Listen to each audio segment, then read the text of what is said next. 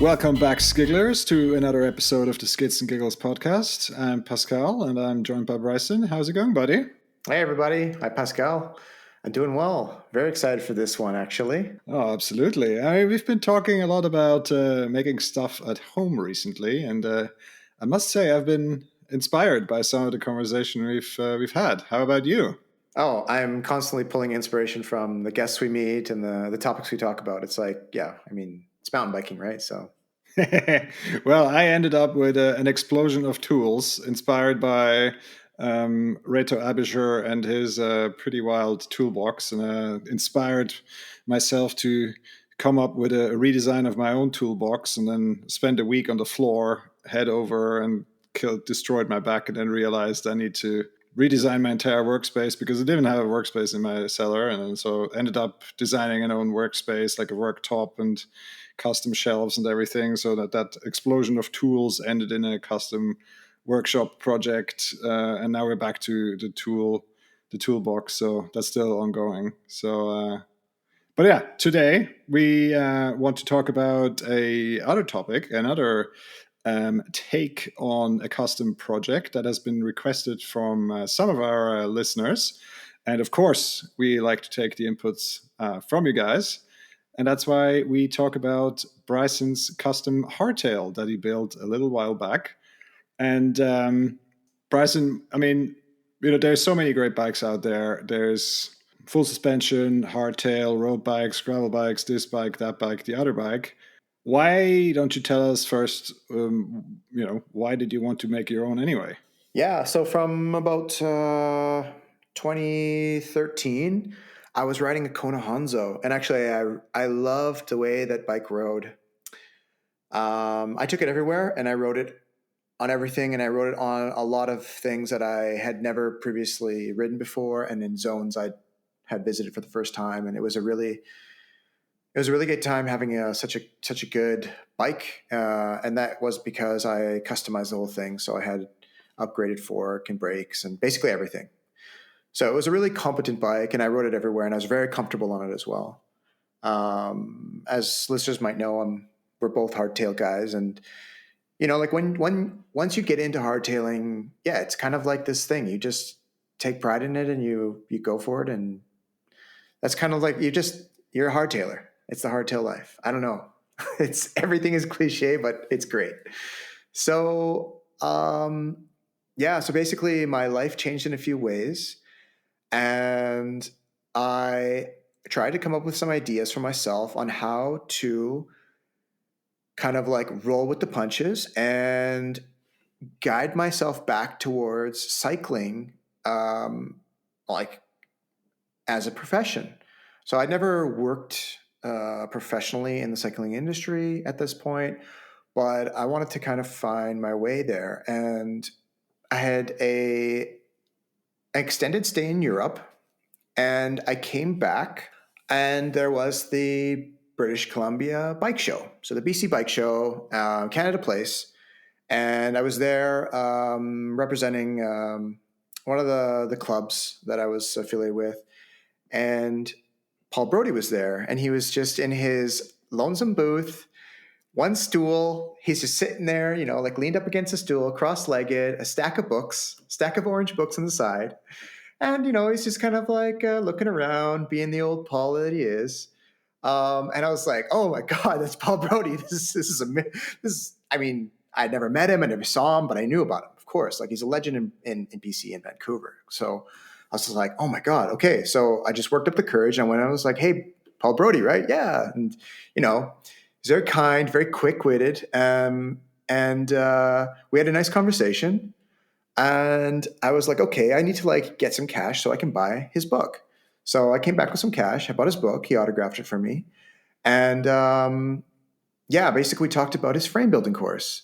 And I was like, this is what I need. So my significant other, my better half, came to visit me. She was living in Europe, and that's the reason I had gone there previously. So she come in February, and we discussed it. And we discussed also kind of like how we were going to basically continue our lives together. And that was for me to go to Europe, to Switzerland.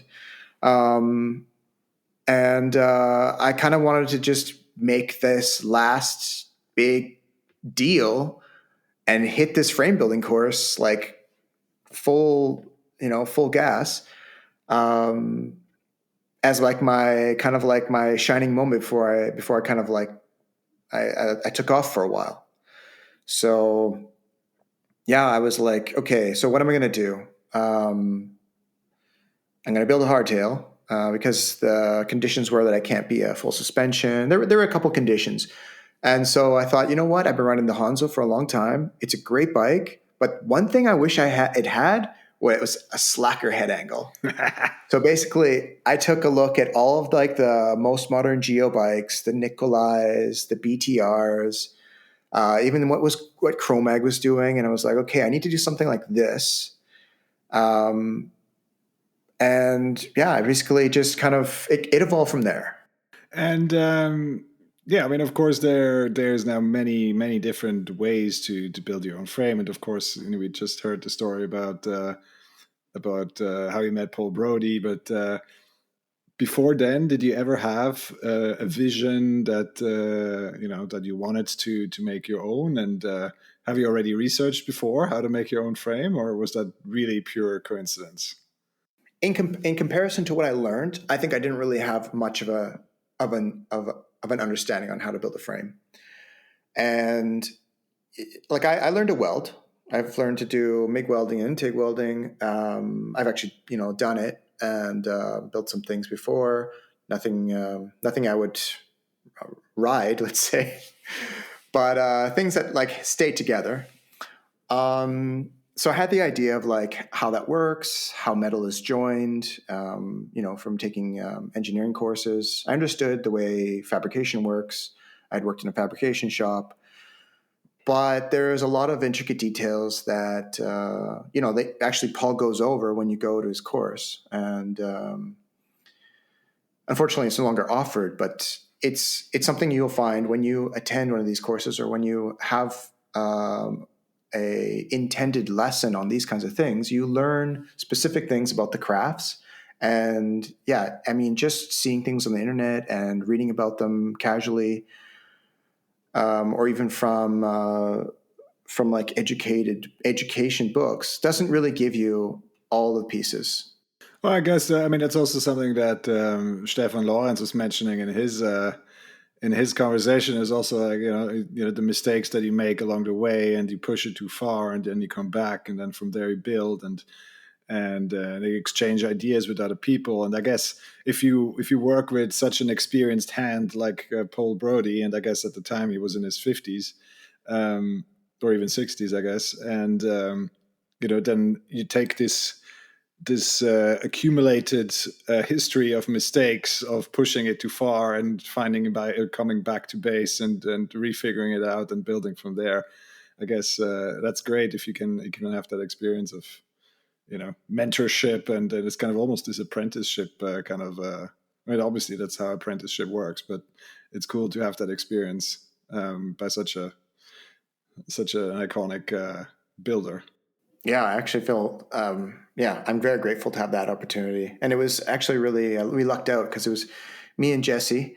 We signed up for the course for that week, and there was actually supposed to be a third and a fourth. And so there was a complication with the third, and the fourth got sick or something. I forgot the exact circumstance, but then it just was us two. So it was like it was a 2-to-1, right? So we had a lot of attention from him. Oh, that's great. I mean, then you really benefit from that guided Mm-hmm. experience. But I mean, of course, yes, Paul Brody in BC, a big thing. But there's other BC builders that that are pretty famous worldwide. I mean, another name that sticks out is obviously Chris de Kerf. Mm-hmm. Did you also look at other builders in your kind of assessment of should I really go with Paul Brody, or did you look at other courses at all? I didn't actually. Once I had spoken to him, and it was basically like he told me some rough dates of when the next ones were, and he was just like, "Yeah, just go on the University of the Fraser Valley website, and you'll search it, and you'll find it quite easily, and you can sign up from there. You get the dates." Um, I was pretty much sold. Like I had talked to him, we created a good rapport immediately. I had already looked up to him as a icon, and I thought, you know what, this is it for me. Like I don't need to look anywhere else. Of course, I knew already about the Bicycle Academy in England, but I wasn't about to like jet set over there just to do that course and then just like come back. And I think it's a little bit too complex, let's say, just for doing that for my taste. I mean, a lot of people enjoy going over there and doing that kind of thing, and it's likewise for Paul. He had other people coming internationally because they wanted to be taught, let's say, by the famous Paul Brody. So yeah, I mean, it was a opportunity I couldn't pass up, and I glad I didn't. Okay. All right. Well, that's I guess that's if you feel it in the moment, then that's as much as you need, right? Um, so let's talk a little bit about the course. You said it was at a uni course, so like for Simon Fraser University, um, BC, Vancouver. What was the general format? Was it like more like a real university course? Paul Brody stands in the front, and this is a blowtorch, and here's a tube, and this is how you hold it, or was it much more involved? So it was at the University of the Fraser Valley in Abbotsford. It was at their airplane hangar, Ah, and they just kind of like gave him a corner with, and he outfitted it with all these tools, lathe and different kinds of machines, hand tools, a little welding area, a bunch of acetylene tanks, and all this kind of stuff to get this stuff done. Um, so it was a 2-week course. The first week, you're basically learning from him how to build a bicycle. So he breaks down all the steps, and you complete a little baby bike, a little baby front triangle in the first week. And it's kind of like the squirrel trap. So if you can't really finish that baby bike by the end of the week, you're going to have some trouble finishing basically it's like 2 bikes the next week, right? Because you're not only doing all the same fabrication techniques to the front triangle, but you have to also do it to the rear. And that's actually, like, when you think about it, that's like a kind of like 2 extra pieces coming off the back, right? And they all have to get aligned, and they all have to fit together. And yeah, so it's a little more complex. The second week, yeah, you basically you have your tubes picked out and your design already ready.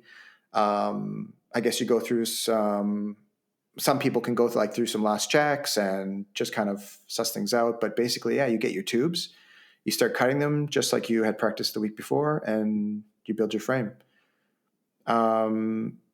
Most people are able to finish it by the end of the second week. But there's a couple of people who need to, I mean, there's always outstanding circumstances. And yeah, Paul's he's pretty helpful with those people who can't finish it.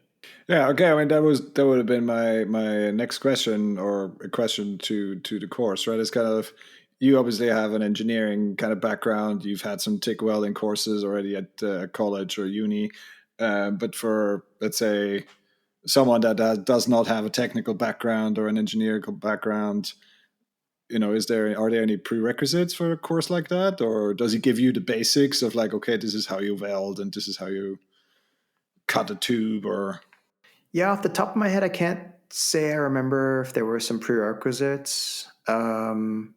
He does basically go through all the techniques. So he is basically teaching you to make it. And he's there to guide you on each step. Hey, did you check that? Or this is the next few things you need to look out for before you perform X, Y, Z. So I think someone with very limited experience can still achieve the full frame. oh, okay. Yeah, I mean, some frames are quite involved. Like towards the later courses, like after mine, he had some people who had like curved seat tubes, which I wanted to do, but he didn't have the possibility for me at the time. And some other kind of more fancier things. There isn't always the possibility to like create every design that everyone wants. Like some things are just a little bit too complex sometimes, and so there's always the option to, like, air quotes, dumb it down. So you still get a full bicycle in the end, where you can attach brakes and headset and water bracket and everything, but it might not be to the dream spec that you had when you entered the course. Maybe you wanted to have like specific dropouts and like interchangeable this and that, and might not be possible before the end of the course.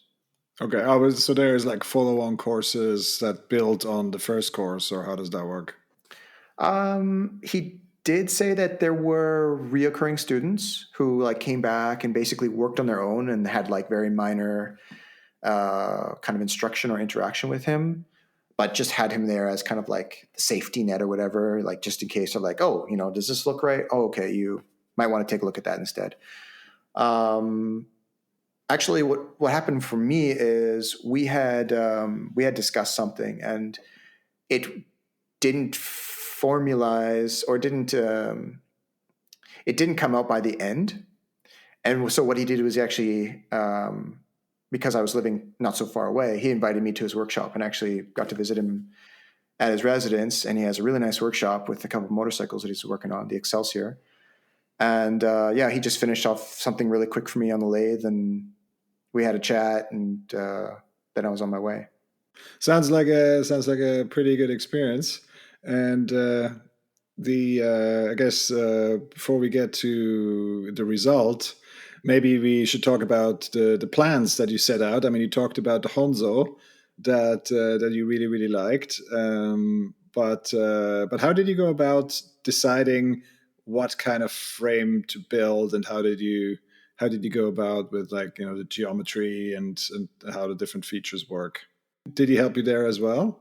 No, that okay. So that's a prerequisite. You have to come with a design already, an intent to build. So you basically have to have your geometry numbers already sorted.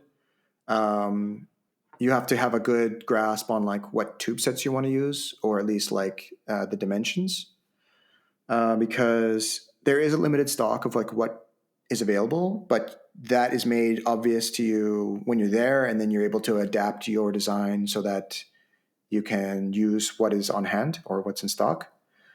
For me, I came in with a super extreme geometry. So basically, think like Geometron Hardtail. And actually, the tube sets that he had weren't long enough for the bike that I wanted to build. And I'm actually very grateful, because it would have been way too long. Because the bike I made is actually like at the far reaching end of how far I would want to bike. Um, I'll just quickly walk you through. What I did was basically took in some of the ideas in the world. Like I said, BTR, what Nikolai's doing with Geometron, and their Argon hardtail, and Chromag, and of course my Hanzo. And basically what I did was I went to BikeCAD, so bikecad.ca, and I like plugged in. I measured up my Hanzo, and I plugged in my Hanzo, and I basically created my Hanzo in BikeCAD. And then from there, I started like tweaking. So I tweaked like the head tube angle, head tube length, C tube length. I wanted to basically create like a custom version of the Hanzo. So like keeping all like the best attributes, the ones that I like, the ones that fit me, let's say ergonomically. So like C tube length. I wanted to keep the head tube length not too dissimilar, because I also wanted to put all my parts from my Hanzo that I could onto my new frame. So basically, like, yeah, just port like everything over. And I was able to do that for the majority of my parts, not the seat, not the dropper post, but the fork, cranks, wheels. And yeah, so basically I went in BikeCAD and I made like several iterations of like a modified version, and I would like tweak a little bit, come back a couple days later and be like, no, I like this, because I was like a little bit inspired or like kind of motivated from what I'd seen other people doing or like found on the internet. And I was like big into constantly scanning the Pink Bike Hardcore Hardtail forum thread. And these guys, they post some magnificent photos of hardtails. And I'm just like, oh, I haven't noticed that detail before. Okay, I want that. Or I thought about like, oh, no, wait, I want to be able to put two bottles in the frame. And then at one point I bought like an Ortlieb waterproof frame bag. And I was like, okay, I want to make sure I have the dimensions to fit this frame bag, because I like want to do bike touring or bike packing. because like that was starting to blow up, and I was like, oh, that sounds adventurous. I want to do that. So there's like way too many ideas swirling around, and I kind of like lost touch with like the original intent of making like basically like the new Hanzo, the ESD, and like that was kind of like the original idea. But then it morphed into more of like what I felt like I wanted from a bicycle, because I knew I was going to take this bicycle with me back to Europe. And I thought, you know what? I'm not going there to anything like any specific work. So I kind of had some time in my hand. So I thought, you know what? I can probably have some time to do like a couple overnight tours. Yeah, I mean, use it as more of a multi-purpose bike. So I didn't go super I didn't super drop the top tube because I wanted to fit that frame bag. So that gives me like a little more touring ability. And then I also yeah, decided, okay, maybe I also want to make the chainstays longer, or at least give them the adjustability. So they have adjustable chainstays, and the shortest adjustability is 340. So it's not actually short at all. So that was a departure from the Hanzo. So basically, I let my imagination run wild, and I tried to create a geometry that suited what I thought future Bryson would ride. And in hindsight, this can be, there's good and there's bad to that. So, like when many people ask an experienced person, what kind of bike should I ride? Well, you should ride the bike that you're riding, or ride a bike that is catered to the kind of riding that you do. And, you benefit there because it's going to be suited to the riding you do, but it might take away from the riding that you want to do later that you don't know about. And so, because I have already been quite experienced in cycling in like a lot of different styles and genres and terrains, I thought, okay, maybe I'm going to push this one a little bit further, because I know what I know what I like, and I know what I do, but let's go a little bit further and risk it for the biscuit. Like, let's push the head tube angle, let's push the reach out, let's push the back end out. I want to see what it's like to ride one of these ultra long, ultra slack, hardcore hardtails. And what better way than by my own hand? So I went ahead and yeah, I mean, I can spurt out some of the geo numbers if you want. Yeah, maybe just briefly, and the rest you can stick it in the show notes. All right, so yeah, so 430 was the shortest chainstay. I offset my seat post 10 millimeters from the bottom bracket, like center line. I did a 466 millimeter seat post length, 115 millimeter head tube length, and the reach by design was 480 for those people who are. Okay, maybe for reference, you should also add how tall you are. You're slightly shorter than me. Yeah, so on a good day, I would say I'm like 175, maybe 176. Right, it's yeah, that's let's say a 480 reach normally today, that's a size large, which for someone 175 is pretty big. Yeah, it's definitely a size up. But when you think about it, you're on a hardtail, and it doesn't have all of like the cushioning that you get from a full suspension bike. So in a way, your arms and legs are your suspension. I think we touched on that on a previous episode, on a hardtail episode. And yeah, for me, that it made sense to like go that far, even though I hadn't put a lot of time on a bike that size.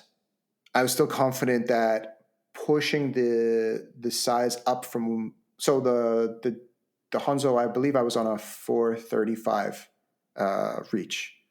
So like, Oh wow. that's, by today's standards, that's quite tight. Yeah, exactly.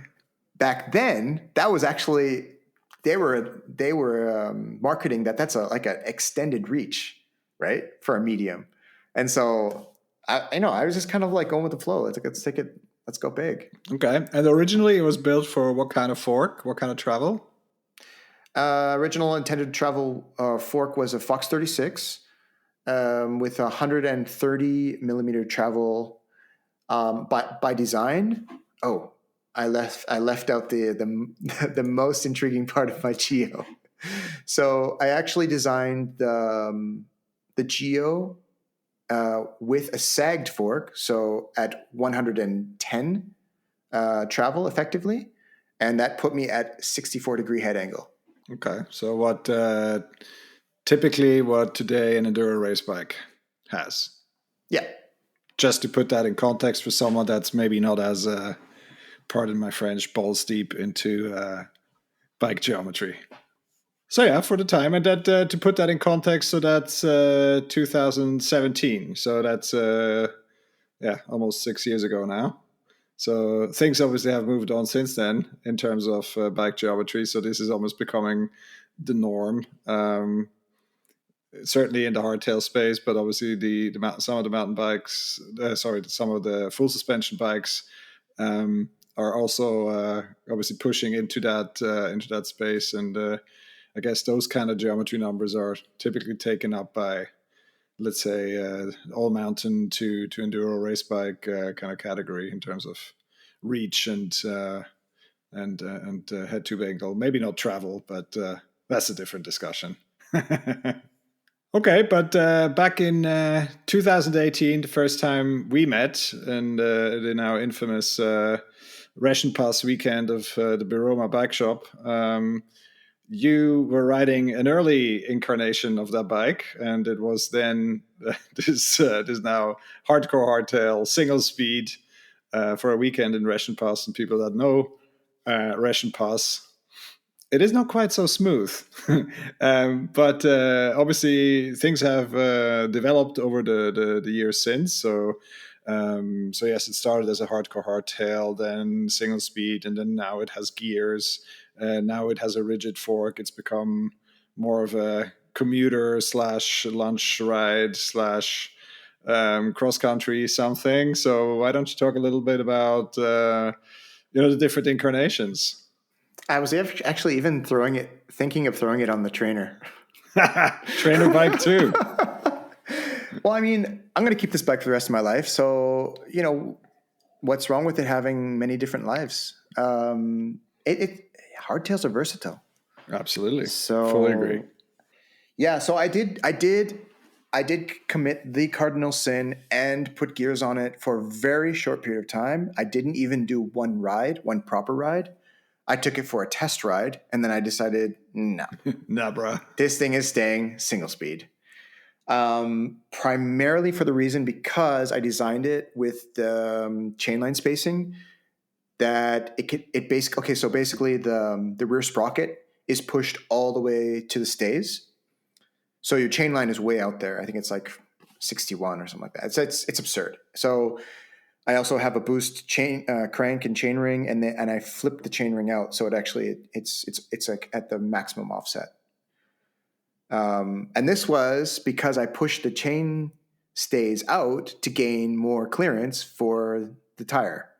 And okay, I'm an amateur frame builder. I didn't really capture the whole like. I mean, when you listen and read about the engineers telling you that that's a problematic area for them to to solve, chain ring clearance, tire clearance, chainstay, like that old tight space, they're not lying. That was tough. And I basically made a mistake that I was able to like not get screwed over in terms of like being able to mount any parts to it. So I'm still able to run. Like right now, I have a 36 chainring on it, and I did that because okay. So like the previous incarnation was like a pseudo gravel bike because at one point I was like, yeah, I'm like I can ride this bike for like gravel lunch rides with my colleagues and stuff. Like, sure, why not? Unfortunately, like once we get onto like the flats, I spin out. Like I'm basically more than spinning out, and they're just like casually cruising. So that doesn't exactly work as a single speed, but it got me out there, and I was out there. I did multiple rides with them, so it wasn't a big deal. The tough part is like once they hit like the big climb of the lunch ride, they all basically like gear down and kind of ratchet up, and I have to like come at it like mock chicken and just like try to get as much pump as I can at the bottom, and then just do like semi sprint to the top, and I'm just blasted. And they're like, do like carry on, gear up, like hit the flat trail again when we get to the top. And so I mean that's single speed life. For those who don't know, it's abnormal, but I like it. So we got a gravel bike incarnation, of course the hardcore hardtail incarnation. I also had it as sort of like a non-hardcore hardtail, so kind of like a cross country-ish setup. So middleweight rims, kind of like just normal kind of trail tires, like lightweight trail tires, nothing special. I had little more of a noodly 120 millimeter fork on there, and that was basically to start off the whole like lunch ride era of that bike. It held up, but it didn't really suit the character of the bike. It really needed to have like Bit more barfied. yeah, like beefier stanchions. It needed to have like more aggressive tires. Like it has a lot of tire clearance, so it needs to have like 2.5s or 2.6s. With a 61 millimeter chain line, it wants all the tire clearance. Oh yeah, baby. So right now I got it set up as a hybrid of like hardcore hardtail trail bike, because I have like super lightweight tires on it, backed up by cush cores. Obviously tubeless, and I went for a rigid fork. So I kept the dropper on there, but now there's a rigid fork. And what happens is it drops the front end, and I got a 66-degree head angle measured at the head tube. It's a salsa rigid fork. It's got a 15 millimeter through axle, non-boost. So I already have a wheel set up for it, like carbon wheel set. It's a really nice setup. It handles really good. It's like super snappy, very responsive steering, and it being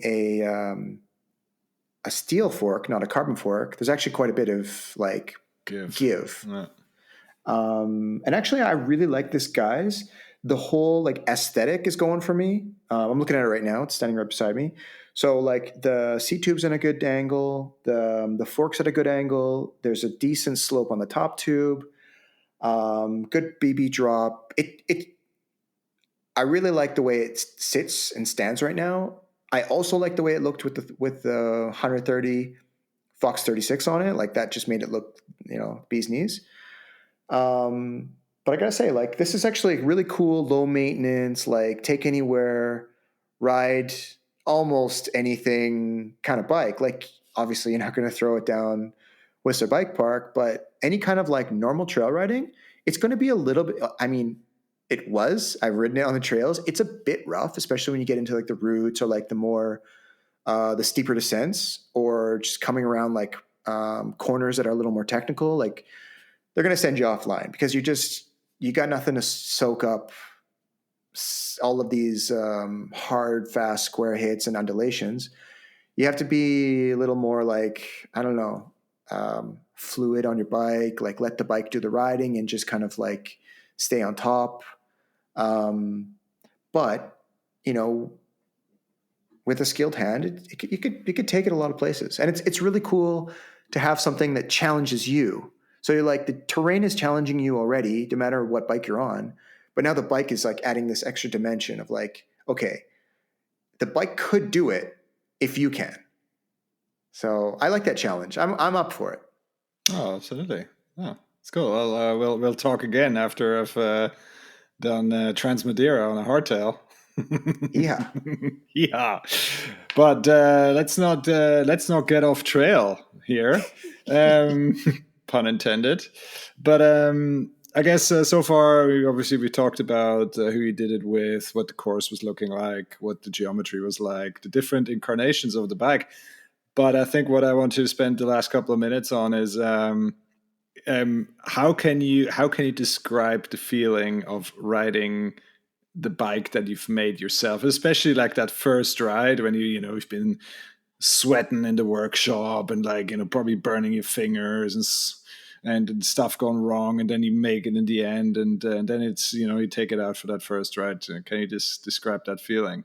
I wouldn't say there was like a lot of blood, sweat, and tears making the bike. I had a lot of actually very good, fond memories. It was very like it was almost like a meditative, like it was just so calming and like I was like centered, and actually during the course I was thinking, man, I should just get into custom bike building. Like it's kind of bringing like a lot of the things that I'm already good at, like that I already like to do. It's like bringing it all together. So it was like I really deeply considered it like, okay, like what do I need to do to get together to like bring all of these like tools together to start a business? And I was pretty close to doing it, but like I said, I was on my way to Europe already. So that was another thing I had to figure out, and I actually started to try to figure that out while I was here.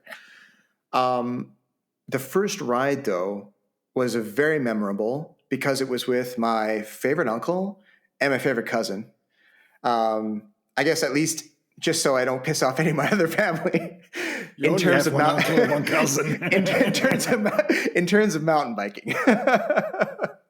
So they're like my two best riding buddies back home, basically. Like, we were going everywhere together. We were going to Whistler Bike Park together like countless times. We went on several like summer trips, spring trips, club trips. Like, we even called ourselves Team Umlaut. And that was, spawning from the fact that, my uncle's side or my that side of my family is from a German heritage, and the umlaut is synonymous with Deutsch language. So we kind of had to play on that. We would yell it out, Team Umlaut. So we were on this trail ride, and I finally have my bike built up. It's not like to the exact spec that I was hoping to build it because there's some things that I couldn't take off my Hanzo, but it was like trail ready for sure. It was actually a group ride with like NS Ride, so North Shore Ride, which is like the largest bike club in North Vancouver. And we had gone out to Squamish. We hit up a climb trail, and there were some people who hadn't seen me for a while because I took off for a little bit, and I came back, and they're like, "Oh my God, you're back! Like, when'd you get back? Where you been? This and that. What are you riding? Where's your Hanzo?" Yeah, this is a bike I built, Paul Brody's frame building school. They're like, oh my God, what has happened to this guy? So it was super memorable because there was all these people, like basically all like the people I normally ride with, and all just, super interested in what happened, what I did, and where I've been, and, what I've made. In the end, we had a really nice bike ride. I ticked off a couple trails that I hadn't done, a couple features that I never was able to hit before, or like, just by incidents never did. It was a great day, perfect weather, cool people, had an awesome burger at the end with my uncle and my cousin. And it was like the christening ride, and it was like a proper one, Very good. No, I like to ask this question because it's um, also with Reto who built his own carbon bikes, and I have my own experience with my own custom bike. Unfortunately, I didn't build it myself. I had a custom frame builder make my road bike, but it's just like this anticipation of, in my case, this was built over 18 months. I flew down to Italy to pick it up. I brought it home. I collected all the parts. You built it up yourself. You get everything ready, and then then there's the time on the weekend or whatever it was, and it's like now it's the time to go out, and this anticipation of like, oh my God, what if it sucks? What if it's terrible? and then you obviously swing a leg over it, and then you go for a ride, and it's just exactly what you wanted it to be. And I think that's really one of the coolest feelings. Even today, when you have a new project bike that you're building, and you've been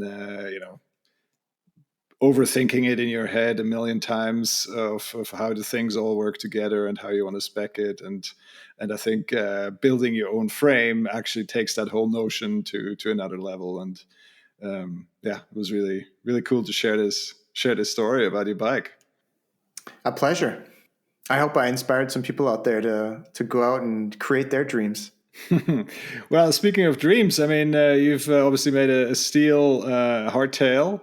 Um, are there any ideas, plans, wishes, dreams to work on with different materials and make another frame? Yeah, I'm certainly open to doing that. I kind of parked the idea of building more bikes. A little bit like Reto. I have a couple projects, like always, like kind of in the wings or one on the shelf that I just kind of just waiting for some time or inspiration or whatever motivation. You're currently underthinking it still. You haven't overthought it.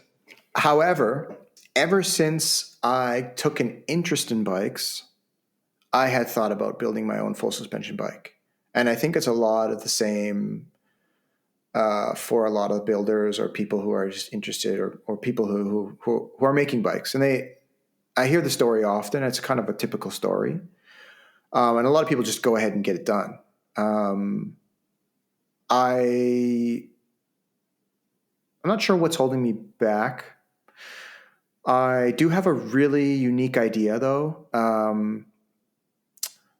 I've already shared it actually on Instagram. So it's a handle called Fahrzeug der Zukunft. So bicycle of the future, I guess would be the translation. Vehicle of the future. Vehicle of the future. And the idea in my mind actually. So if we want to talk just kind of like a greater scale, I'm really interested in the idea of personal mobility. Sometimes it's the term is used micromobility. There's even macromobility, but like there's this whole new universe swirling around, and I think for me it conjures up like things like Fifth Element with like flying cars, or like Blade Runner, where you have like this like smart computer car flying thing that it's just it's your personal transportation device and takes you kind of everywhere. I don't know, in the future, it's going to take us like effortlessly with a very little amount of energy, like lots of places, and it's going to be connected and this and that. And, I have a far reaching imagination on how that will go in the future. But for the time being, I think it's the bicycle. And that's why I use that name. But specifically to the frame idea that I had was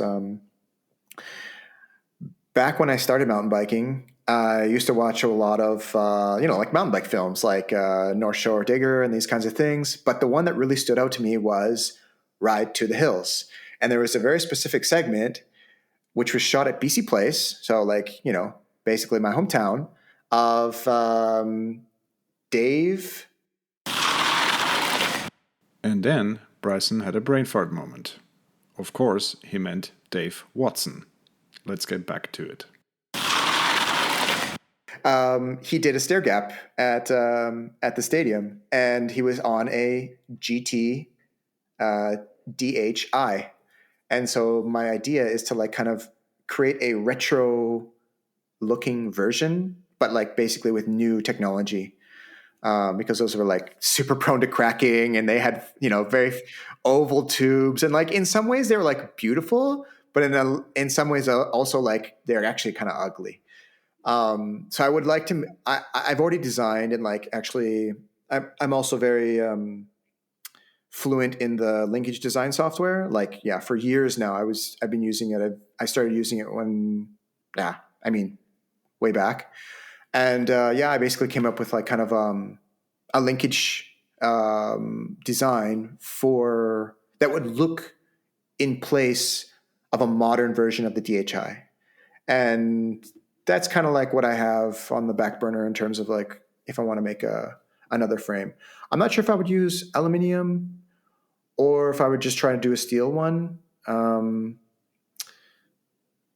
would have to be really heavier. It would have to be a heavier steel one. I think such a big frame might be a little bit flexy, but I got to learn a little bit more. I mean, like Starlings apparently ride really well, so I'm sure it can be done with steel. I think robust is the key word. Yeah. Okay, cool. Well, we look forward to that Fahrzeug der Zukunft. Is there anything else you wanted to add before we wrap it up? Yeah, I just want to let everyone out there know. I mean, if you've got this far in the podcast, you're likely quite interested in what we had to say about custom bikes and kind of building one of my own. My advice for those people who really want to get out there and do it is just, take the first step already. You can always find some help. There's tons of forums. There are lots of people out there who are willing to like help you or give you like advice on how it can be done.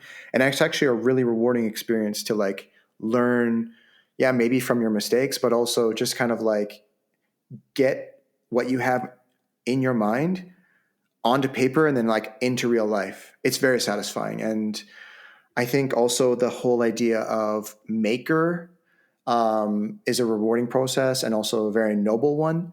And there should be more people in the world who are just creating, anything from like stem cap to full on like industrial machinery. Like I admire all of them. And I think more people should be doing it when they want to. Thanks for that. This is a really cool message, and I think a great place to wrap it up. Before we let you go, let's just briefly say a few words about our social and where you guys can find more information about the Skids and Giggles podcast. We are currently most active on our Instagram, where you can skid right into our DMs and follow along at Skids and Giggles. And you can find our website with all the relevant links and info under the URL skidsandgiggles.com. Also, if you guys like what we're doing and want to know what's up, just give us a follow on Spotify. Hit subscribe on Apple Podcasts or wherever else you listen to great podcasts.